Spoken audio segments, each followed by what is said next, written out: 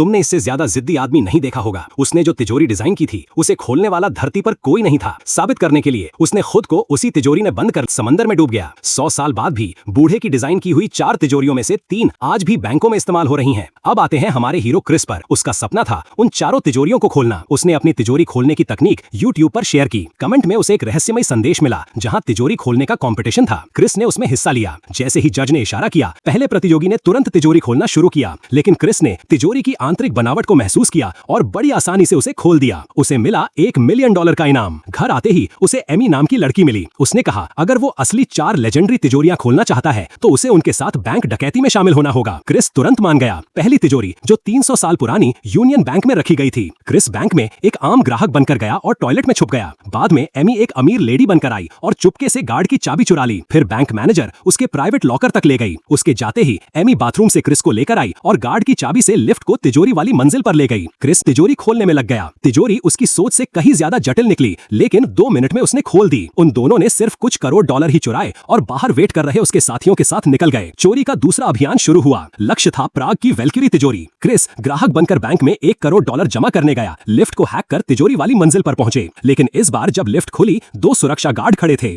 Amy ने तुरंत guard को निपटा दिया और क्रिस तिजोरी खोलने लगा। गोली की आवाज से पिन पैड सिस्टम बंद हो गया और तिजोरी की नॉब अंदर धंस गई। फिर उसने आखिरी बची नॉब से दूसरा प्रयास किया और तिजोरी खुल गई। वे पैसे लेकर भाग निकले। पुलिस क्रिस और एमी तक पहुंच गई, जो देश छोड़कर भागने की तैयारी कर रहे थे। आपात स्थिति में एमी ने एक समझौता किया कि इन सभी चोरियों की वो अकेली जिम्मेदार है। अगर वो क्रिस को छोड़ दे तो वो सजा भुगतने के लिए तैयार है। क्रिस वहां से चला गया और एमी को गिरफ्तार कर लिया गया।